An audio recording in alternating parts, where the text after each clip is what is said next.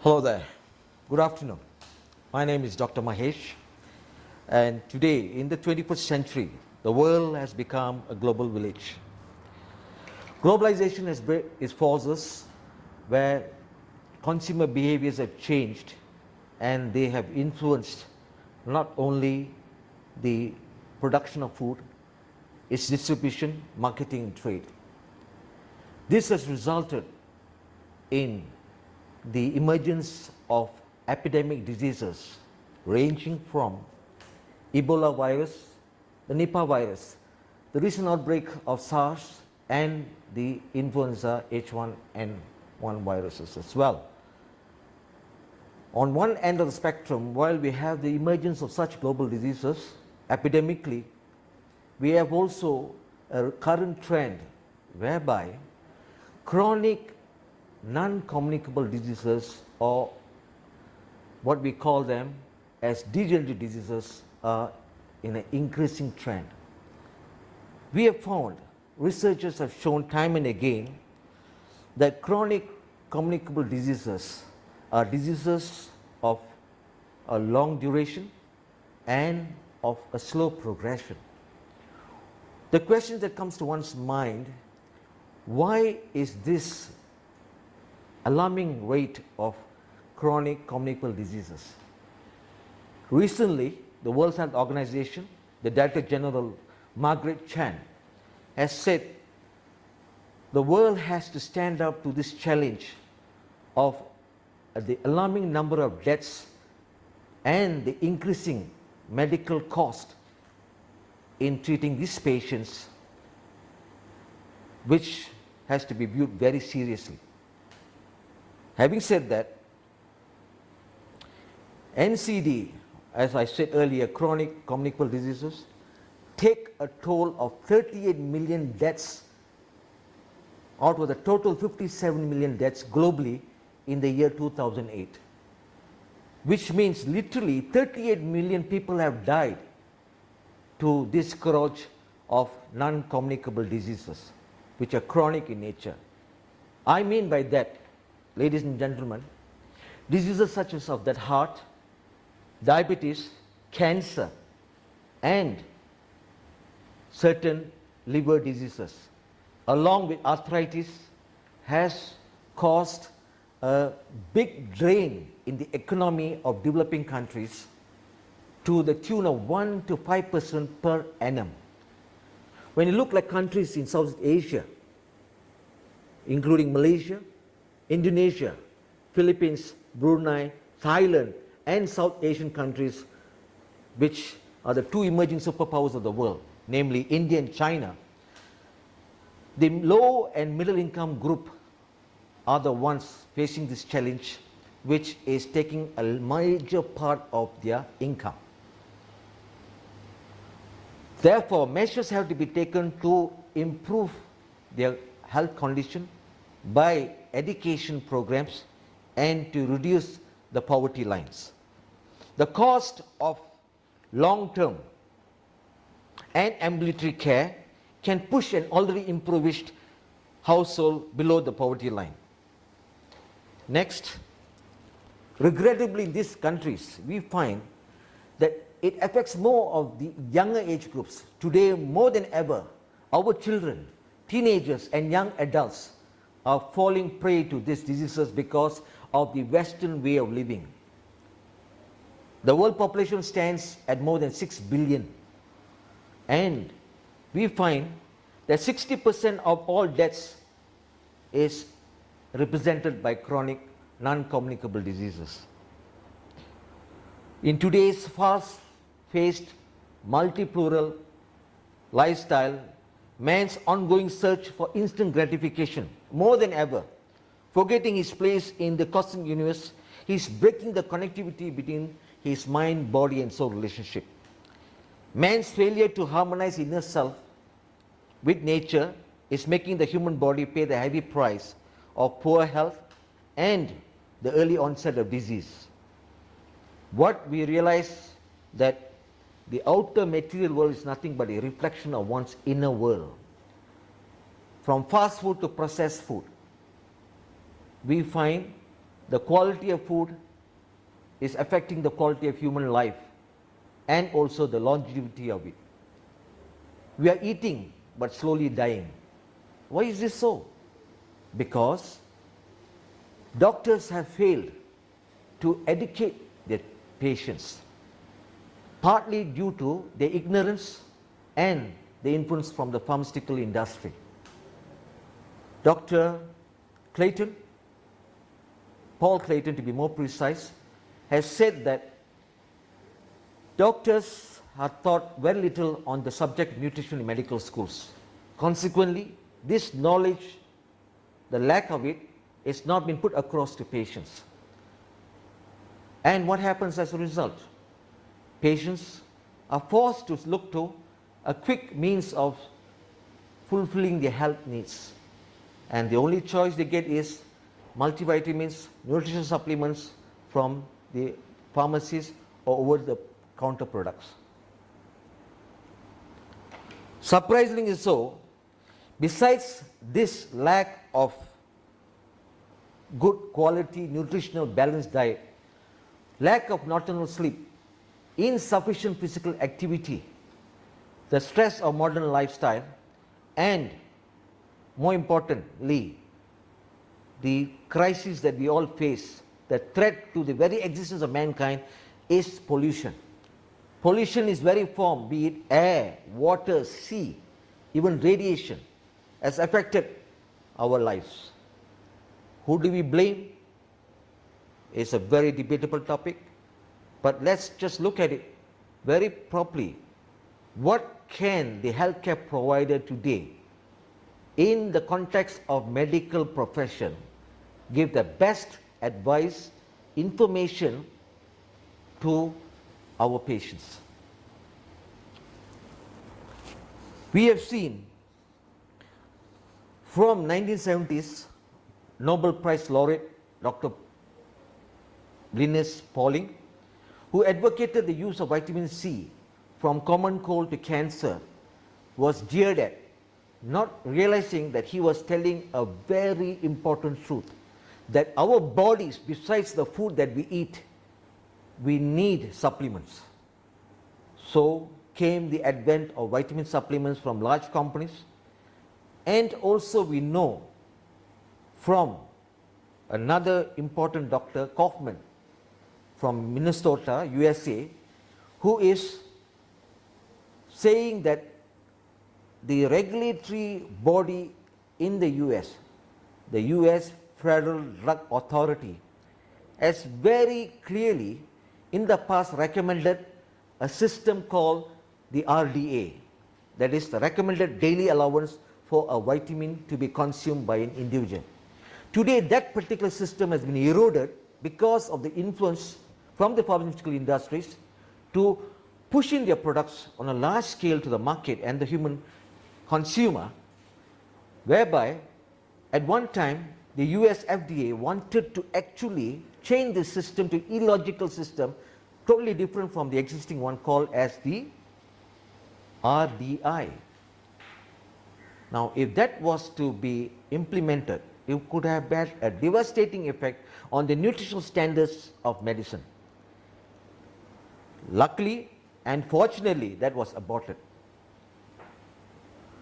Now, what I would like to say as a medical doctor who has practiced for more than 27 years, if any herbal supplement or nutritional supplements to be taken by an individual, there's a certain criteria we should look at to make sure that what we are taking is not only cost effective but also safe and healthy to our body. In that regard, the market is flooded, I should say, with a lot of supplements. The average man on the street is confused with the numerous products out there in the market. So as healthcare providers, giving total solutions to the need of an individual's health should take it as our responsibility collectively to make sure that not only we give them the right type of medication for their chronic diseases ranging from hypertension to diabetes to stroke patients, to patients with liver diseases, to cancer, to chronic respiratory diseases ranging from asthma to emphysema and to pulmonary diseases as called pulmonary, should be also given a very important supplement in their diet. As we know, our diet is lacking a lot of nutrients. What then to say of our children and of our elders in the society? As the baby boomers are going into their 55 years now, who are now dependent on government health care for their ambulatory, for their dental needs, for their medical needs, we have to be very clear in our understanding that we have to give them the right advice and sound information.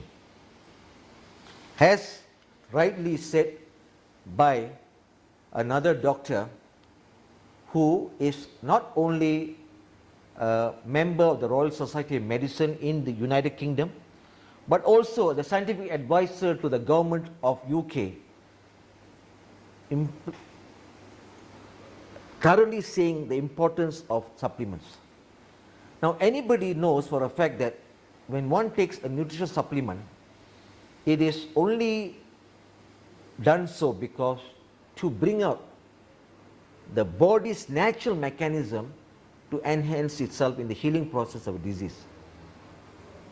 Rightly said, a drug is a synthetic product. On the other hand, we have herbal complements which are naturally occurring substances.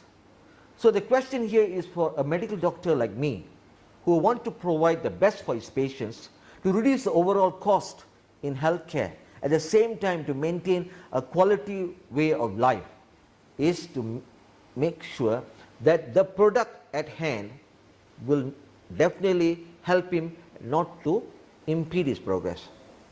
Ladies and gentlemen, I have a book here. It's written by Dr. Ray Strand. The very article says death by prescription. This book very clearly and brilliantly illustrates how in the US, which is a major consumer of prescription medicine, there is a very sad and tragic tale behind this curtain. The fact is, adverse drug reactions, meaning reactions to synthetic products produced by pharmaceutical companies, is causing an alarming number of people to be hospitalized again for a simple fact: they are not being taught by the doctor and have not been informed the proper labeling on the adverse effects of drugs. In the recent publication in the Lancet magazine, in the year 1996 to be precise, 200 patients were hospitalized and they died as a result of the drug adverse reactions. Now, we also know at the same time there have been life-threatening drugs. Situations have saved these patients by taking such type of medications. Many people have improved by the regulatory control of the FDA. I'm not against the FDA. I do agree that the present system is the best. But how do we overcome the challenges whereby, because of certain defects, loopholes in the system, we have seen patients dying? I can give numerous examples in my 27 years experience where a patient, a young lady in her late 50s, just had attained menopause. Now we all know in women a menopause is the phase of her life where she has reduced female hormones and she has certain concern about her body, a quality of life, and she wants to have a good relationship sexually, physically, morally, and socially with people in the society. So she was referred by a doctor, her personal physician, to take HRT, meaning hormone replacement therapy. And though the doctor explained to her the risk and effects of taking HRT on long term, that it can cause cancer, the more risk of getting thrombophlebitis or deep vein thrombosis, or getting a heart attack, yet the doctor told her to take long term of this particular HRT therapy. The patient was fine the first few weeks. She felt better, the hot flushes, the mood depression, appetite, the sexual urges was getting back to normal. Suddenly, one fine morning, after sending her husband to work, when she went over cleaning and doing vacuuming, she felt a tug in the chest and she collapsed. By the time she reached to 911 to call the ambulance, she was not able to speak. When the ambulance reached there, they tried their best, the resuscitator, they took her to the hospital, but sad to say, she died. It was a tragic blow to the husband and the family. All along here was a pretty lady in the prime of her life and was enjoying a wonderful lifestyle, and with a doctor's prescription, she collapsed and died. Autopsy was done, post-mortem revealed everything was normal. But what happened was that she developed a thrombosis because of the human hormone replacement therapy, and that caused a massive heart attack. So there are numerous examples out there. On the other hand, we have natural occurring substances which help patients in improving their diseases, and they are able to come back to normal lifestyle, continue with their work.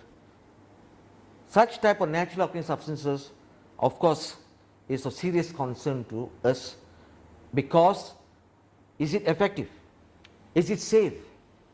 Does it have quality control? And more importantly, how the side effects of the drug.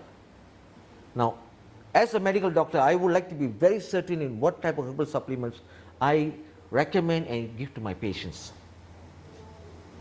When you talk about the side effects, many of the natural occurring substances are those which are found in the plants, what we call them phytonutrients, and these substances also contain medicinal value, be it from the Indian civilization where Ayurveda was born, the Chinese civilization where they have the traditional Chinese medicine, the Babylonian or the Persian civilization where the Unani medicine, and an expansion or a modification of English medicine or allopathic medicine is homeopathy, which originated in Germany.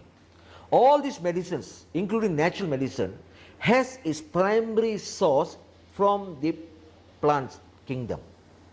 But then again, as I said earlier, we have to look into the side effects of those particular products. The best way to know whether a herbal supplement which contains plant ingredient does not have any toxic effects is to have it examined, standardized by the Federal Drug Authority, which is obviously the watchdog in US. In the Europe Economic Union, recently in April 7, 2011, there was a law passed by the European Union which stated that all products coming into the European Union have to be examined and checked, and that particular thing what we call is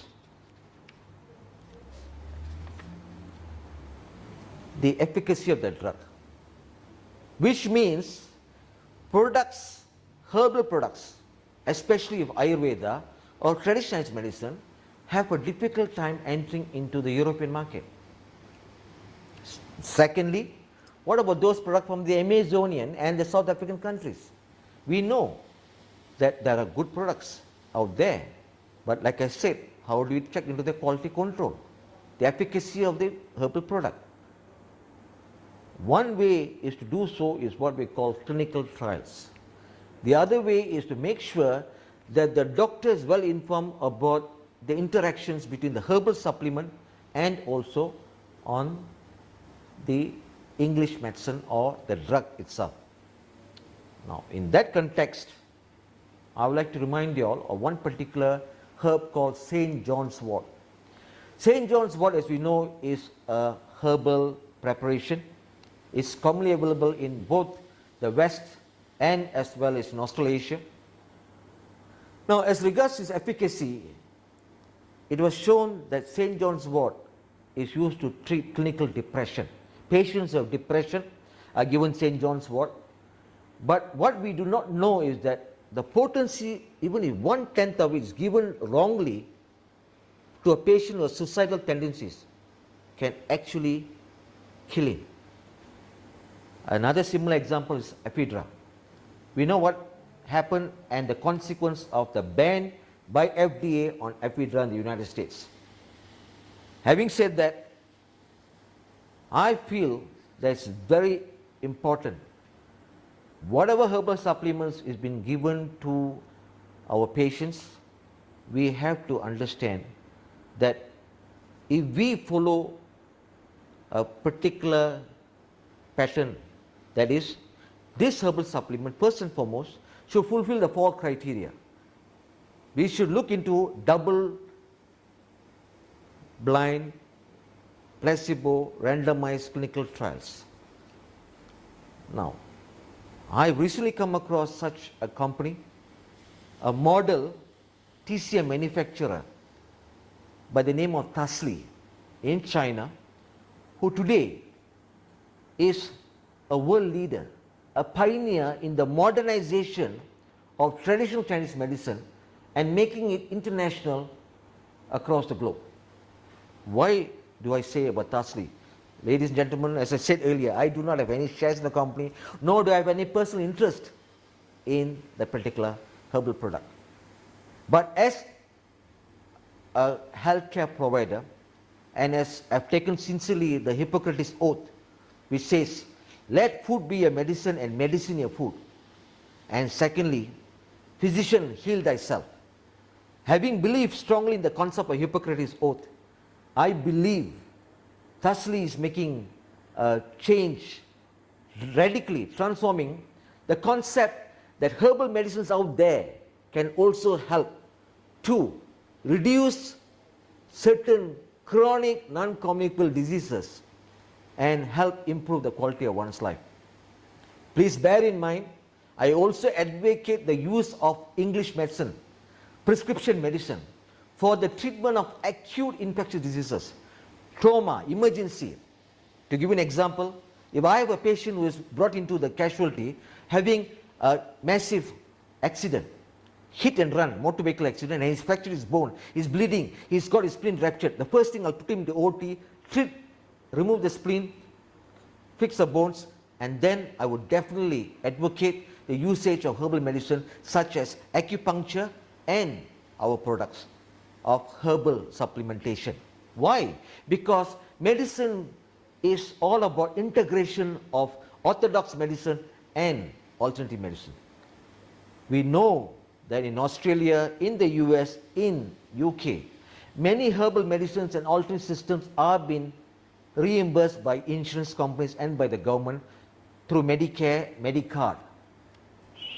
As I was saying earlier about Tasly, this is one company which has gone into and taken the first step to become the first Chinese medicine, proprietary traditional Chinese medicine, to be approved by the FDA to get its investigative new drug trials done.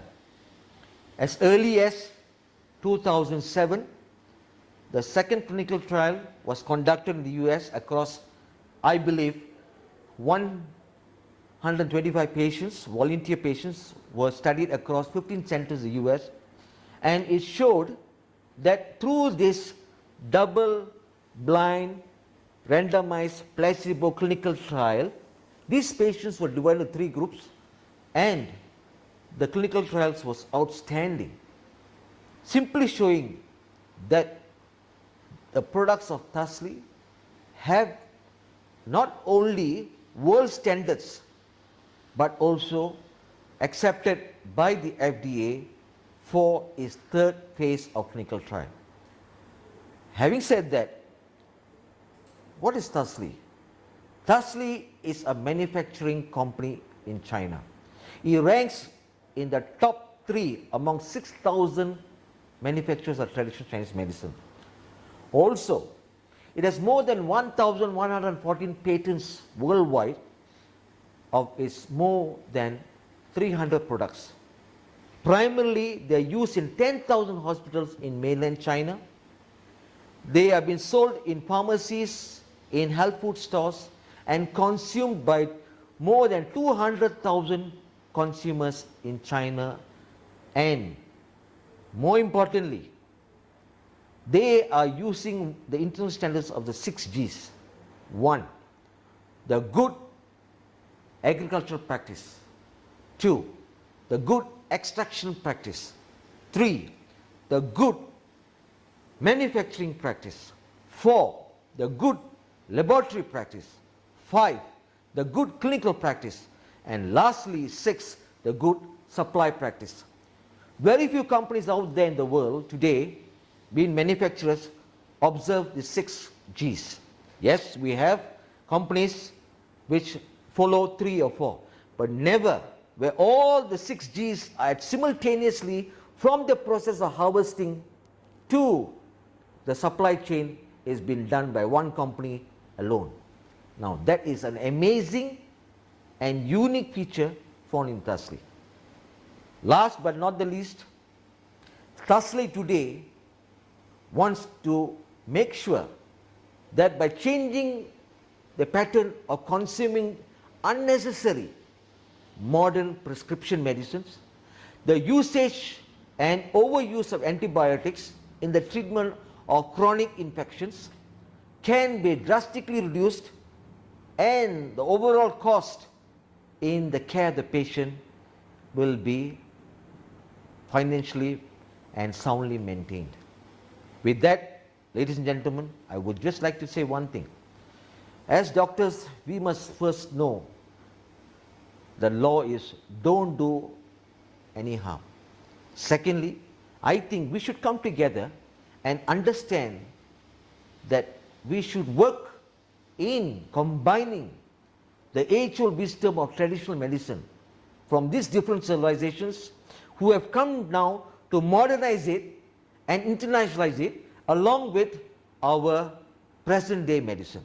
In that way, the world will be a better place to live in, the quality of life can be improved, and the longevity of human beings will also increase. Thank you.